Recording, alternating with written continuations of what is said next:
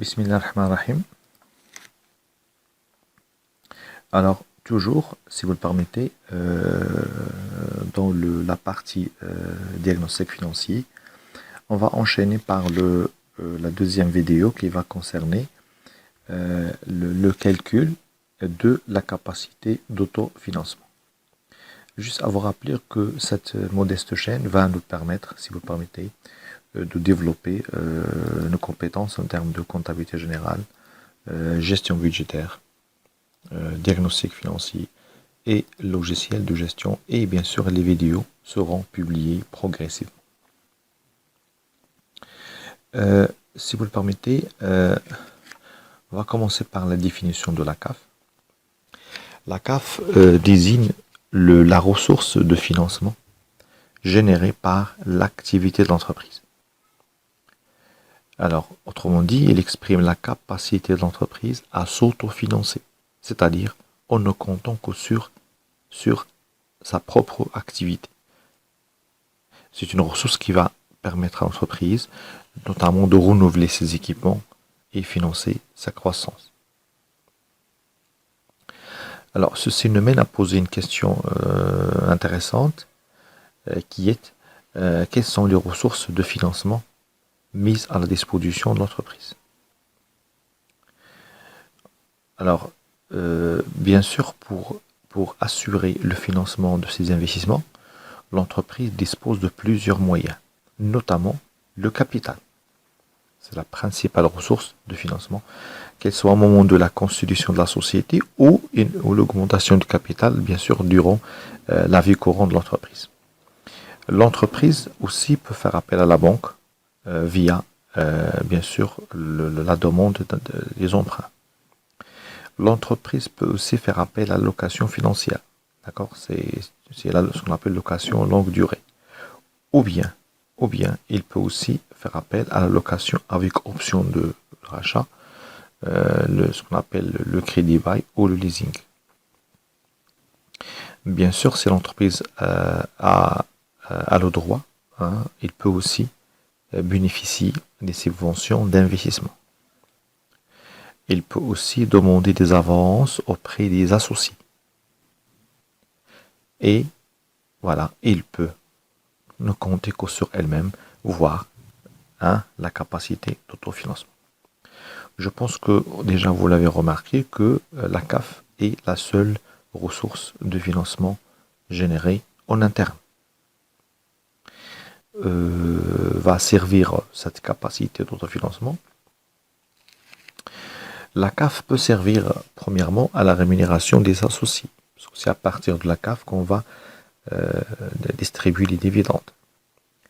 La CAF, c'est une ressource qui va permettre à l'entreprise de renouveler les investissements ou, le cas échéant, acheter ou acquérir de nouveaux investissements.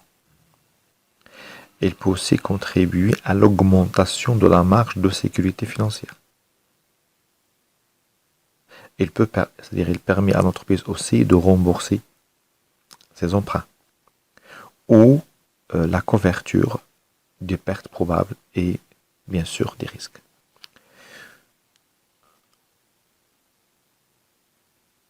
Alors, comment se calcule la CAF? En fait, on a deux méthodes de calcul. Alors, on peut calculer la CAF à partir du résultat net, ce qu'on appelle la méthode additive. D'ailleurs, c'est cette méthode qui est préconisée par le plan comptable marocain, ou on peut calculer la CAF à partir de l'EBE, ce qu'on appelle la méthode soustractive.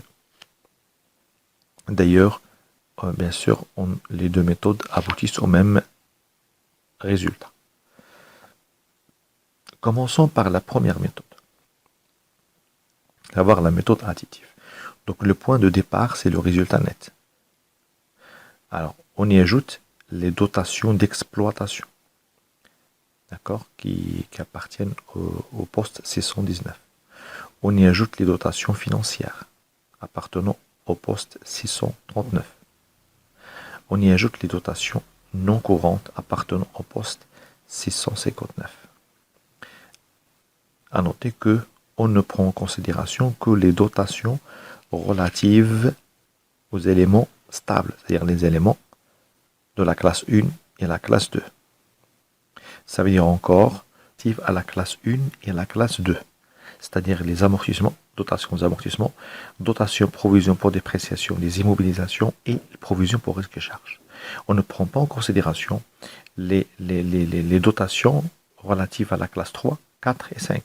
C'est-à-dire on ne va pas prendre en considération les dotations d'exploitation, par exemple provision des stocks, des clients, des TVP et autres provisions pour risque et charges. Alors, bien sûr, comme vous le savez, les reprises annulent les dotations. Donc, si on a ajouté les dotations d'exploitation, on retranche les reprises d'exploitation qui appartiennent au poste 751. On retranche aussi les reprises financières appartenant, bien sûr, au poste 739. Et on retranche aussi les reprises non courantes appartenant au poste 759, y compris les reprises sur subventions d'investissement. Là aussi, c'est la règle de l'accessoire suit le principal. Si on a pris en considération uniquement les dotations concernant la classe 1 et la classe 2, donc on doit retrancher uniquement les reprises concernant la classe 1 et la classe 2. Moins les produits de cession des immobilisations, donc le poste 751, et plus la VNA des immobilisations cédées, le poste 651, et on aura en fait la capacité d'autofinancement. Donc, à vous rappeler que cette méthode est proposée par le plan comptable marocain. Alors, la deuxième méthode, la méthode soustractive, alors cette fois-ci, on va calculer la CAF à partir de l'EBE. En fait, le principe, il est simple. C'est que vous allez prendre le tableau de formation de résultats, d'accord? Et votre point de départ doit être l'excédent brut d'exploitation. Et vous allez ajouter tous les produits qui viennent après le BE. Et vous allez retrancher toutes les charges qui viennent après le BE. D'accord?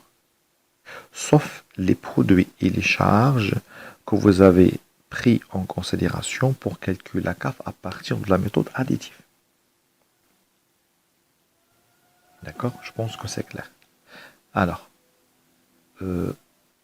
donc, c'est-à-dire encore, alors on va prendre le BE, on y ajoute les autres produits d'exploitation, on retranche les autres charges d'exploitation. Alors, voilà, on ajoute les reprises d'exploitation. Bien sûr, à l'exclusion des reprises d'exploitation relatives aux éléments stables.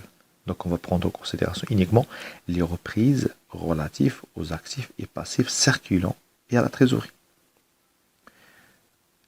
Moins les dotations d'exploitation. Quelles dotations? Uniquement les dotations concernant la classe 3, la classe 4 et la classe 5. On y ajoute les produits financiers. Tous les produits financiers, sauf les reprises financières relatives aux éléments stables. On retranche les charges financières. Toutes les charges financières, à l'exception des dotations financières relatives aux éléments stables. D'accord? Plus les produits non courants. Tous les produits non courants, à l'exception des produits non courants que nous avons pris en considération de la première méthode, à savoir les reprises non courantes relatives aux éléments stables, les produits de cession et les reprises sur subventions d'investissement. On y ajoute les charges non courantes, à l'exception des dotations non courantes relatives aux éléments stables, et la VNA, moins les impôts sur le résultat, et on aura la CAF. Et le montant doit être le même que celui calculé par la méthode additive. Comme vous l'avez remarqué, alors on a pris le BE, on a ajouté tous les produits encaissables. Et on a retranché les charges décaissables. D'accord? Alors maintenant, une autre question, si vous permettez, c'est quoi l'autofinancement? L'autofinancement, c'est tout simplement la CAF, moins les dividendes distribués au cours de l'exercice, c'est-à-dire les dividendes relatifs aux résultats de l'année précédente. En fait, l'autofinancement, c'est la part de la valeur ajoutée qui revient à l'entreprise. Si vous vous rappelez lors de la première vidéo, lorsqu'on a présenté le tableau de répartition de la valeur ajoutée, on s'est dit que la part de la valeur ajoutée il sera préservé par l'entreprise et mesuré par le rapport autofinancement sur valeur ajoutée multipliée par 100. D'accord? Alors, si vous permettez, maintenant, le fait de ne compter que sur soi-même, le fait que nous comptons que sur l'activité pour financer ces investissements, ben là, ça présente certains avantages, comme et là, elle présente certaines limites. Alors, pour les avantages, si vous permettez, le premier avantage de l'autofinancement, c'est la liberté dans le choix des investissements. Le deuxième avantage, c'est la rapidité dans la réalisation des investissements. Alors, troisième avantage, c'est l'indépendance financière de l'entreprise.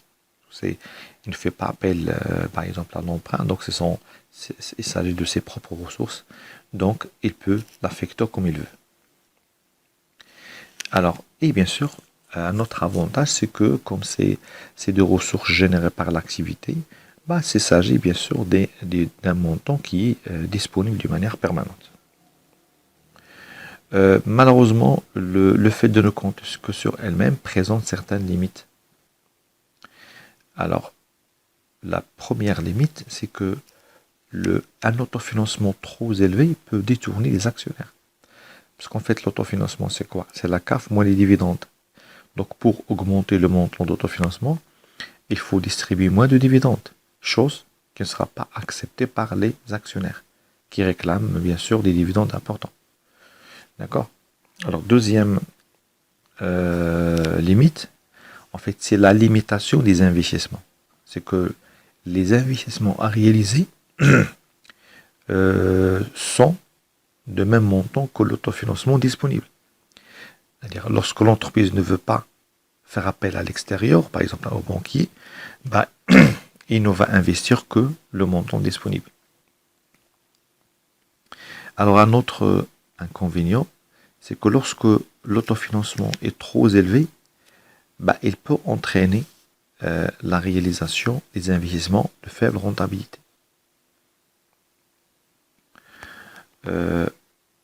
Bref, alors ce qu'on va faire prochainement, Inch'Allah, c'est que je vais mettre à votre disposition 2 vidéos avec des exercices corrigés qui vont permettre d'établir l'état de solde de gestion. Donc à la prochaine, Inch'Allah.